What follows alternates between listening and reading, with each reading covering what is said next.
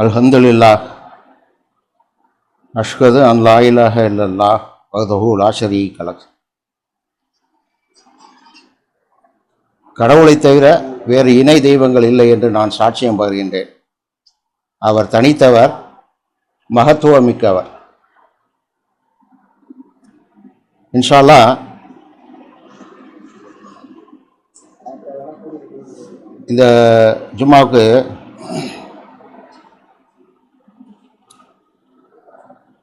ஃபுஸ்ஸிலத் அத்தியாயம் 41 ஃபுஸ்ஸிலத் விவரிக்கப்பட்டது அப்படிங்கிறத பற்றி அந்த அத்தியாயத்தில் உள்ள வசனங்கள் பற்றி பார்ப்போம் இன்ஷா அல்லாஹ்.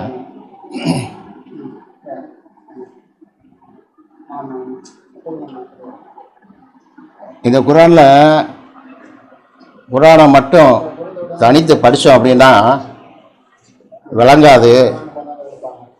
அதனால் ஹதீஸு வச்சு படித்தோம்னா தான் இந்த குரான் விளங்குவோம் அப்படின்னு சொல்லி சொல்கிறாங்க. யார் அந்த மாதிரி சொல்கிறாங்க அப்படின்னா, நபியுடைய விரோதிகள் அவங்க புனைந்துரைக்கப்பட்ட ஹதீஸுகளை வச்சுக்கிட்டு அந்த ஹதீஸ் இருந்தால் தான் இந்த குரானை விளங்கிக்கிற முடியும் அப்படிங்கிற மாதிரியான விஷயங்களை சொல்லி இந்த மனிதர்களை வழிகெடுக்கிறதுலே இருக்கிறாங்க. நம்ம பார்க்குறோம் இப்போ நிறையா, அதாவது இந்த அனாதை விடுதிகள்லாம் வச்சுருக்குறாங்க இல்லையா, அந்த முஸ்லீம்கள், அவங்கள்ட்ட அரபி குரானை மட்டும் கொடுத்து மனனம் செய்ய சொல்லுவாங்க. அதுபோக என்ன செய்வாங்க, தமிழில் வேறு என்ன செய்வாங்கன்னு கேட்டால் இந்த ஹதீஸ்களை பூராத்தையும் மனனம் பண்ண சொல்லுவாங்க. அது எப்படிப்பட்ட ஹதீஸாக இருக்குன்னாக்கா, விரோதிகள், நபியுடைய விரோதிகள் அதை ஏற்படுத்தினதா சொல்லி ரஷாது சொல்கிறார். புனைந்து வச்சிருக்கிறாங்க அப்படின்னு சொல்லி சொல்கிறார். கடவுளுக்கு எதிராக அந்த மனிதர்கள் வேலை செய்கிறாங்க. ஆக இந்த குர்ஆனை மறுக்கிறாங்க, நிராகரிக்கிறாங்க. ஸோ கடவுளையும் எதிர்க்கிறாங்க அப்படிங்கிறத நாம் பார்க்குறோம். கடவுளுக்கு போட்டியாகத்தான் சாத்தான் இது மாதிரியான ஒரு ஏற்பாடை பண்ணி வச்சுருக்கிறான். சாத்தானுக்கு அவங்க அடிபணிஞ்சு அந்த மாதிரியான விஷயங்களை எல்லாம், செய்திகளை எல்லாம் சேர்த்து வச்சுருக்குறாங்க. அதை கொண்டு மனிதர்களை வழிகேட்டுக்கு அழைச்சிக்கிட்டே இருக்கிறாங்க, கூட்டி போய்கிட்டே இருக்கிறாங்க. நம்ம அதை பார்க்குறோம் கண்கூடா. ஆனால் கடவுள் என்ன சொல்கிறாருன்னு கேட்டால், இது சத்தியமான ஹதீஸ் அப்படின்னு சொல்லி சொல்கிறார். இந்த ஹதீஸ் சத்தியமான ஹதீஸு, கடவுளின் வார்த்தைகள் சத்தியமானவை அப்படின்னு சொல்லி சொல்கிறார். நாம் வசனங்களில் படிக்கிறோம் குர்ஆனை. அல்லாஹ் சொல்லக்கூடிய இந்த ஹதீஸ்களுக்கு போட்டியாக தான் அவங்களும் ஹதீஸ்ன்னு சொல்லி பெயர் வச்சு அழைக்கிறாங்க அப்படிங்கிறத நாம் பார்க்குறோம். ஏன்னா இந்த குர்ஆனை மறுக்கணும் அப்படின்னாக்கா அதே மாதிரியான பெயரை கொண்டு தான் அவங்க அதை செய்ய முடியும். ஆனால் கண்டிப்பாக சத்தியமாக அவங்க அதிலிருந்து வெற்றி பெற முடியாது அப்படிங்கிறத நம்ம தெரிஞ்சிருக்கிறோம். கடவுளை ஜெயிக்க முடியுமா மனிதர்கள்? சாத்தான் முடியவே முடியாது. ஏன்னா கடவுள் சத்தியமாக இருக்கிறாரு. சத்தியமான செய்திகளை மனிதர்களுக்கு வழிகாட்டுவதற்காக எடுத்து சொல்கிறாரு. அதை சொல்லி நமக்கு சொல்கிறார். கடவுளுடைய பாதையில் அதை தெரியப்படுத்துங்க மனிதர்களுக்கு அப்படிங்கிறத நமக்கு வேலையாக பார்க்க சொல்கிறார். நம்ம இப்போ அந்த விவரிக்கப்பட்டது அப்படிங்கிறதுல என்ன சொல்கிறாரு அப்படிங்கிறத பார்ப்போம் இன்ஷா அல்லாஹ். ஹதீஸ் அப்படிங்கிறத அவங்களுடைய வார்த்தைகளில் உள்ளதையும் பார்ப்போம் இன்ஷா அல்லாஹ். நாம் அல்லாஹ்வுடைய, கடவுளுடைய ஹதீஸ் அப்படிங்கிறதையும் பற்றி இன்ஷா அல்லாஹ் நம்ம பார்ப்போம், படிப்போம். 52:34 சொல்கிறாரு இன்ஷா அல்லாஹ். அதில் குர்ஆனுடைய வசனங்கள் தான் அதிகமாக வரும் அப்படிங்கிறத நான் சொல்லிடுறேன். ஏன்னா இது நம்ம மட்டும் உட்கார்ந்து கேட்கக்கூடிய பயான் இல்லை. இது என்ன வெளியில் யூடியூப்பில் இது வெளியில் உள்ள மனிதர்களுக்கு இது போகுது. ஸோ நம்ம இதை முக்கியமாக குர்ஆனுடைய வசனங்களை மட்டும் சொல்லி இந்த வேலையை பார்ப்போம் இன்ஷா அல்லாஹ் கடவுளுடைய பாதையில். முகமதியர்கள் கடவுளுக்கு சவால் விட்டு ஹதீஸ்களை கொண்டு வருகின்றனர் அப்படின்னு சொல்லி தலைப்பு கொடுத்துருக்காரு. அதில் உள்ள வசனத்தை பார்ப்போம் இன்ஷா அல்லாஹ். அவர்கள் உண்மையாளர்களாக இருந்தால் இது போன்ற ஒரு ஹதீஸை அவர்கள் கொண்டு வரட்டும் அப்படின்னு சொல்லி சேலஞ்ச் பண்ணுறார். அவர்கள் உண்மையாளர்களாக இருந்தால் இது போன்ற ஒரு ஹதீஸை அவர்கள் கொண்டு வரட்டும் அப்படின்னு சொல்லி சொல்கிறார் 52 34. அதுபோக 45 சொல்கிறாரு. 45 இவை சத்தியத்துடன் நாம் உமக்கு எடுத்துரைக்கின்ற கடவுளின் வெளிப்பாடுகளாகும். கடவுளுக்கும் அவருடைய வெளிப்பாடுகளுக்கும் பின்னர் வேறு எந்த ஹதீஸில் அவர்கள் நம்பிக்கை கொள்கின்றனர் அப்படின்னு சொல்லி கேட்கிறார். இவை சத்தியத்துடன் நாம் உமக்கு எடுத்துரைக்கின்ற கடவுளின் வெளிப்பாடுகளாகும். கடவுளுக்கும் அவருடைய வெளிப்பாடுகளுக்கும் பின்னர் வேறு எந்த ஹதீஸில் அவர்கள் நம்பிக்கை கொள்கின்றனர் அப்படின்னு சொல்லி கேட்கிறார். ஸோ நம்ம இதெல்லாம் நம்ம கவனமாக படிக்கணும். படிச்சுட்டு தான் நம்ம அவங்கள்ட்ட நம்ம கேள்வி எழுப்ப முடியும். அதுபோக சொல்றாரு, ஹதீஸ் பெருத்ததொரு இறை நிந்தனை அப்படின்னு சொல்லி ரசாத் சொல்றாரு. நிச்சயமாக முகமதே நீர் மரணிப்பீர், அவர்கள் மரணிக்க போகின்ற அதே போல் அப்படின்னு சொல்லி சொல்றார். ஹதீஸ் ஒரு பெருத்த இறை நிந்தனை அப்படின்னு சொல்லிட்டு.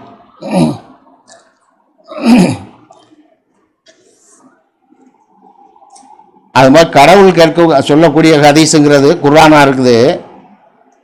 அவங்களும் ஹதீஸுங்கிற பேரில் தான் அதை சொல்கிறாங்க அப்படிங்கிறத நாம் கவனமாக பார்க்கணும் இன்ஷா அல்லாஹ்.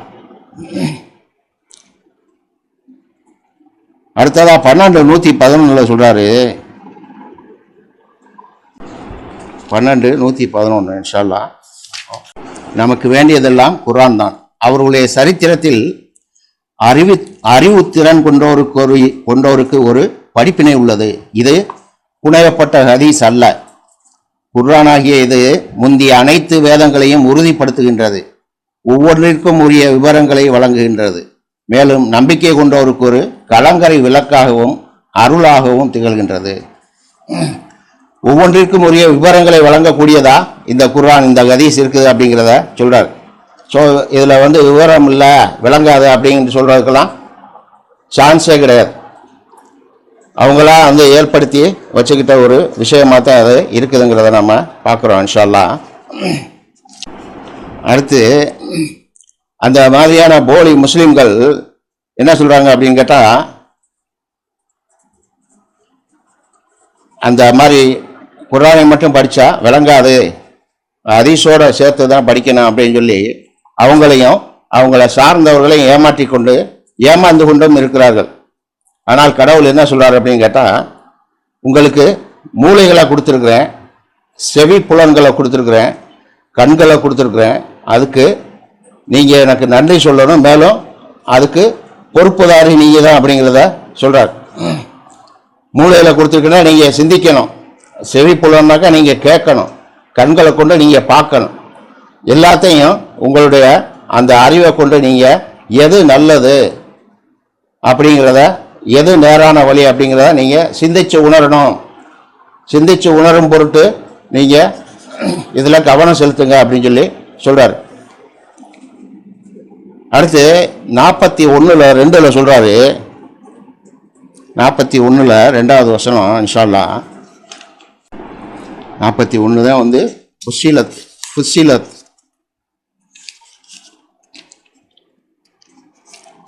அது ஒரு நல்ல உண்மையில் நல்லா, அதாவது படித்தோம் அப்படின்னா ரொம்ப நம்மளுக்கு ஒரு மகிழ்ச்சியாக இருக்குது. அதை படித்தோம் அப்படி அந்த அத்தியாயத்தை படித்தோம்னா, அந்த விவரிக்கப்பட்டது அப்படிங்கிறத, அதில் உள்ள வசனங்கள் பூராமே ரொம்ப நம்மளுடைய மனதுக்கு ரொம்ப சந்தோஷமான ஒரு விஷயமா இருக்குது. நம்ம அதை படித்தோம்னாக்கா இன்ஷா அல்லாஹ் படித்து பாருங்கள்.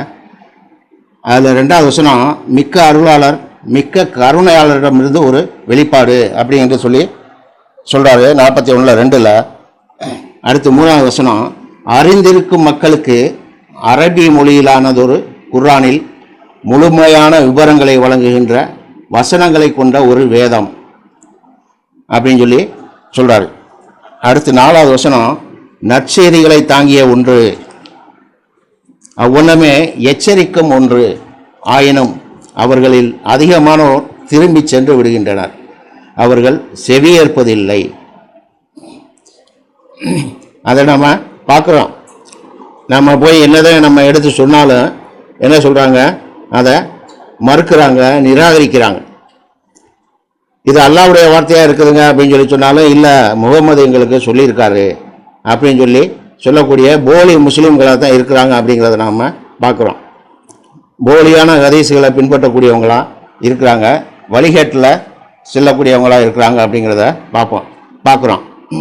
அல்லாஹ் சொல்கிறாரு, அறிந்திருக்கும் மக்களுக்கு அரபி மொழியிலானதொரு குர்ஆனில் முழுமையான விபரங்களை வழங்குகின்ற வசனங்களை கொண்ட ஒரு வேதமாக இது இருக்குது அப்படிங்கிறத சொல்கிறார்.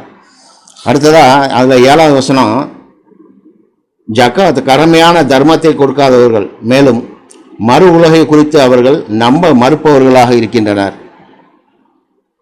8வது வசனம், நம்பிக்கை கொண்டு மேலும் நன்னறியானதொரு வாழ்க்கை நடத்துபவர்களை பொறுத்தவரை அவர்கள் நன்கு தகுதியானதொரு வெகுமதியை பெறுகின்றனர்.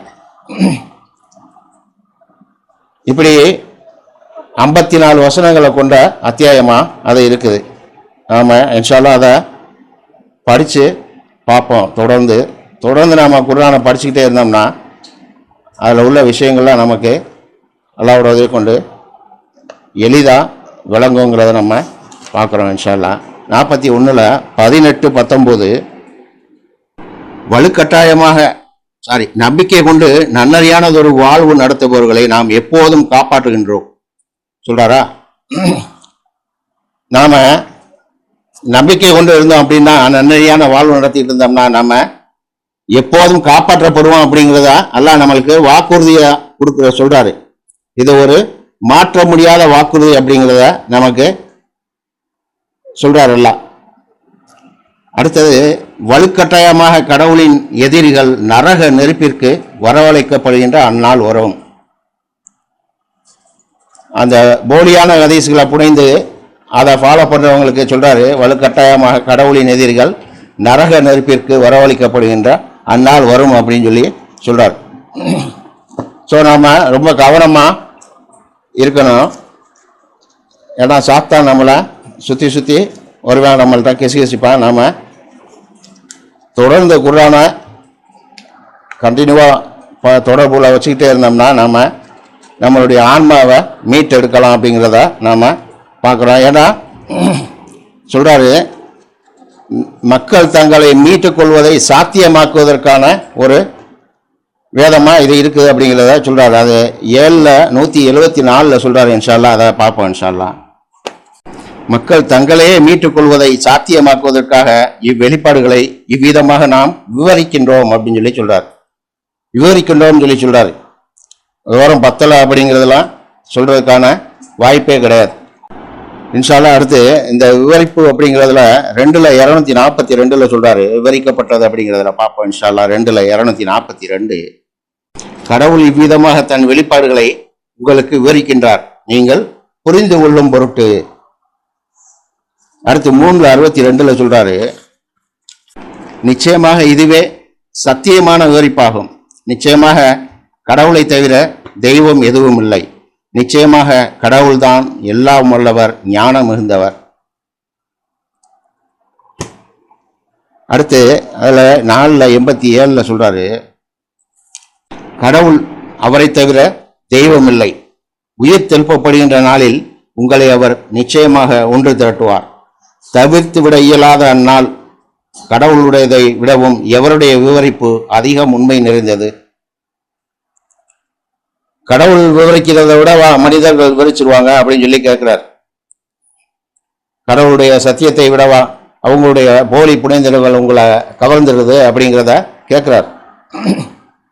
இன்ஷா அல்லாஹ் நாம இது மாதிரியான விஷயங்கள்ல நம்ம மனிதர்களுக்கு நம்ம முடிஞ்ச வரைக்கும் நம்மளுக்கு அருகில் உள்ளவங்களுக்கு ஏத்தாப்புல உள்ளவங்களுக்கும் நம்ம இந்த விஷயத்தை கொண்டு செலுத்தணும் அப்படிங்கிறத நாம் தெரிஞ்சுக்கணும். ஏன்னா அது கடவுளின் பாதையில் செய்யக்கூடிய வேலையாக இருக்குது அப்படிங்கிறத சொல்கிறாரு. நம்ம வீடுகளில் உள்ளவங்களுக்கே நம்ம முக்கியமாக அதை சொல்லணுங்கிறத நம்ம வச்சுக்கிறணும் இன்ஷா அல்லாஹ். அடுத்து அந்த விவரிக்கப்பட்டதுங்கிறதுல அடுத்தாப்புல உள்ள விஷயங்களை வசனங்களை பார்ப்போம் இன்ஷா அல்லாஹ். தூபு இலல்லாஹ் அல்ஹம்துலில்லாஹ் அஷ்ஹது அன் லா இலாஹ இல்லல்லாஹ் வஹ்தஹு லா ஷரீக லஹ். கடவுளை தவிர வேறு இணை தெய்வங்கள் இல்லை என்று நான் சாட்சியம் பகர்கின்றேன். ஈடு இணைகளற்றவர் சர்வ வல்லமை பொருந்தியவர். இன்ஷா அல்லாஹ் இந்த 2வது உரையில் இந்த விவரிக்கப்பட்டது அப்படிங்கிறதுல உள்ள வசனங்களை பார்க்குறோம் இன்ஷா அல்லாஹ். 6:55 பார்ப்போம். இவ்விதமாக நாம் இவ்வெளிப்பாடுகளை விவரிக்கின்றோம், மேலும் தீயவர்களின் வழிகளை சுட்டி காட்டுகின்றோம் அப்படின்னு சொல்றார். அது மாதிரியான தீயவர்களின் வழியில நாம போயிடாம நம்மளை பாதுகாக்கிறதுக்கு அல்லாட்ட பிரார்த்திக்கணும் இன்ஷா அல்லாஹ். அடுத்து 6:98 சொல்றாரு. அதே அத்தியாயத்தில் 98 ஒரு நபரிலிருந்து உங்களை அவர் துவக்கினார், மேலும் உங்களுடைய பாதையையும் அவ்வண்ணமே இறுதி விதியையும் தீர்மானித்தார். புரிந்து கொள்கின்ற மக்களுக்கு இவ்வெளிப்பாடுகளை இவ்விதமாக நாம் விவரிக்கின்றோம். அப்படி விவரிக்கின்றோம் சொல்லிட்டு சொல்றாரு. இதுல என்ன நம்மளுக்கு அந்த மனிதர்களுக்கு விளங்காம இருக்குது, விவரம் இல்லாமல் இருக்குது அப்படிங்கிறது நமக்கு தெரியல. ஸோ நாம அல்லாஹ்வுடைய இந்த சத்தியமான வேதத்தை ஃபாலோ பண்ணக்கூடியவங்களா இருக்கிறோம். நம்மளுக்கு அல்லாஹ் இதை விளங்க வச்சிருக்காரு. அதுக்கு நாம் நன்றி செலுத்தணும். முக்கியமாக சொல்றாரு, உனக்கு மூளையில் கொடுத்துருக்குறேன், செவி புலன்களை கொடுத்துருக்குறேன், கண்களை கொடுத்துருக்குறேன், அதுக்கு நீ எனக்கு நன்றி சொல்லணும் அப்படிங்கிறத சொல்றார். இன்ஷா அல்லாஹ் நாம் அதிகம் நன்றி சொல்லுவோம். அல்லாஹ் நம்மளுக்கு அதிகமாக அதுக்கு மேலே தரேன்னு சொல்றார், வாக்குறுதி கொடுக்குறாரு. இன்ஷா அல்லாஹ் நாம் அதிகம் நன்றி சொல்லுவோம். அடுத்து சொல்றாரு 6:105 நீர் அறிவை பெற்றிருக்கின்றீர் என்பதை நிரூபிப்பதற்காகவும் அத்துடன் அறிந்திருக்கின்ற மக்களுக்கு அவற்றை தெளிவுபடுத்துவதற்காகவும் இவ்விதமாக நாம் இவ்வெளிப்பாடுகளை விவரிக்கின்றோம். அடுத்து 6:126 சொல்றார்,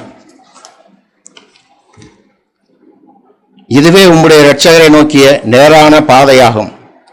கவனத்தில் எடுத்துக்கொள்ளக்கூடிய மக்களுக்கு இவ்வெளிப்பாடுகளை நாம் விவரித்து விட்டோம் அப்படின்னு சொல்றாரு. கவனத்தில் எடுத்துக்கொள்ளக்கூடிய மக்களுக்கு இவ்வெளிப்பாடுகளை நாம் விவரித்து விட்டோம் சொல்றாரு. அடுத்ததா இந்த குர்ஆன் முற்றிலும் விவரிக்கப்பட்டது அப்படிங்கிறத 6:114 சொல்றாரு. அவர் இந்த புத்தகத்தை முற்றிலும் விவரிக்கப்பட்டதாக உங்களுக்கு வெளிப்படுத்தி இருக்கின்ற போது கடவுளை விடுத்து மற்றவற்றை சட்ட மூலாதாரமாக நான் தேட வேண்டுமா? வேதத்தை பெற்றுக்கொண்டவர்கள் இது உம்முடைய இரட்சகரிடமிருந்து சத்தியத்துடன் வெளிப்படுத்தப்பட்டுள்ளது என்பதை அடையாளம் கண்டுகொள்கின்றனர். எந்த சந்தேகத்திற்கும் நீ இடமளிக்க வேண்டாம் அப்படின்னு சொல்றார். அடுத்ததா அதே மாதிரி குர்ஆன் முற்றிலும் விவரிக்கப்பட்டது அப்படிங்கிறத 7:52 சொல்றார். இப்படி நம்மளுக்கு ஏராளமான வசனங்கள் விவரிக்கப்பட்டது, உங்களுக்கு விளங்க வேண்டும் என்பதற்காகவே நாம் விவரித்து கூறியுள்ளோம் அப்படின்னு சொல்றாரு. 7:52 சொல்றாரு, அறிவு வழிகாட்டல் கொண்டு அவர்களுக்கு முற்றிலும் விவரிக்கப்பட்டுள்ள ஒரு வேதத்தையும் நம்பிக்கை கொண்ட மக்களுக்கு கருணையையும் நாம் தந்திருக்கின்றோம் அப்படின்னு சொல்றார். அறிவு வழிகாட்டல் கொண்டு அவர்களுக்கு முற்றிலும் விவரிக்கப்பட்டுள்ள ஒரு வேதத்தையும் நம்பிக்கை கொண்ட மக்களுக்கு கருணையையும் நாம் தந்திருக்கின்றோம் சொல்லிட்டு சொல்றாரு 7:52. இன்ஷா அல்லாஹ் நாம நம்பிக்கை கொண்ட மக்களா நம்மளை ஆக்கி அருளன்னு சொல்லிட்டு அல்லாட்ட பிரார்த்திப்போம். அடுத்து 8:6 சொல்றாரு, ஒவ்வொன்றும் அவர்களுக்கு விவரிக்கப்பட்டு விட்ட பின்னரும் கூட சத்தியத்திற்கு எதிராக அவர்கள் உம்மிடம் வாதித்தனர். நிச்சயமாகிவிட்ட மரணத்தின்பால் அவர்கள் செலுத்தப்படுபவர்களைப் போல் அவர்கள் நடந்து கொண்டனர். அடுத்து 10:37 கடவுள் மட்டுமே குர்ஆனை இயற்றியிருக்க முடியும். தலைப்பு, கடவுள் தவிர மற்றவரால் இந்த குர்ஆன் இயற்றப்பட்டிருக்க சாத்தியமில்லை. இது முந்தைய எல்லா தூது செய்திகளையும் உறுதிப்படுத்துகின்றது. மேலும் முழுமையாக விவரிக்கப்பட்ட ஒரு வேதமாக திகழ்கின்றது. இது சந்தேகத்திற்கு அப்பாற்பட்டது, ஏனெனில் இது பிரபஞ்சத்தின் இரட்சகரிடமிருந்து வந்துள்ளது. இதுல எந்த சந்தேகத்தை நீங்க தாங்கிட்டு இருக்காதீங்க, எதுவும் நீங்க சந்தேகப்படாதீங்க. ஏன்னா இது பிரபஞ்சத்தின் இரட்சகரிடமிருந்து வந்திருக்குது அப்படிங்கிறத நமக்கு சொல்லி காமிக்கிறார். அடுத்து 11:1 சொல்றாரு,